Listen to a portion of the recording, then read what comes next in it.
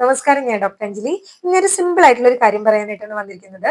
പല ആളുകളും ചെയ്യുന്നത് കാണാനായിട്ട് പറ്റും. രാവിലെ ഇങ്ങനെ എഴുന്നേറ്റ് വന്ന് വെറും വയറ്റില് തടി കുറയ്ക്കേണ്ട പേരിലും അതുപോലെ തന്നെ ബോഡിനെ ഡീടോക്സ് ആക്കേണ്ട പേരിലും തേൻ കുറച്ച് ഇളം ചൂടുവെള്ളത്തിന്റെ കൂടെ കഴിക്കുന്ന കുറെ ആൾക്കാരെ കാണാനായിട്ട് പറ്റും. അപ്പൊ നിങ്ങൾ അങ്ങനെ ചെയ്യുന്ന ഒരു വ്യക്തിയാണെങ്കിൽ തീർച്ചയായിട്ടും ഇന്നു മുതൽ അത് ഒഴിവാക്കാനായിട്ട് ശ്രദ്ധിക്കണം. കാരണം നമ്മൾ ആയുർവേദത്തില് തേൻ ചൂടാക്കുകയോ അല്ലെങ്കിൽ ചൂടുള്ള പദാർത്ഥങ്ങളുടെ കൂടെ കഴിക്കുകയോ ചെയ്തു കഴിഞ്ഞാൽ ഒരു വിരുദ്ധാഹാരമായിട്ടാണ് കണക്കാക്കുന്നത്. ഒരു വിരുദ്ധമായിട്ട് ഒരു പോയിസൺ പോലെ ഇന്ന് നമുക്ക് കണക്കാക്കാനായിട്ട് പറ്റും. അപ്പൊ നിത്യേനയായിട്ട് നിങ്ങൾ ഇങ്ങനെ ചെയ്തു വരികയാണെങ്കിൽ ശരിക്കും നിങ്ങൾ ഉള്ളിലേക്ക് പോയിസൺ ഇട്ടുകൊണ്ടിരിക്കുകയാണ്. ഇപ്പോ നിങ്ങൾ വർഷങ്ങളായിട്ട് ഇങ്ങനെ എടുത്തുകൊണ്ടിരിക്കുന്ന ആളുകളാണ്, നിങ്ങൾക്ക് തേൻ കഴിക്കാതെ പറ്റില്ല എന്നുള്ളവരാണെങ്കിൽ നിങ്ങൾക്ക് ഒരു കാര്യം ചെയ്യാം.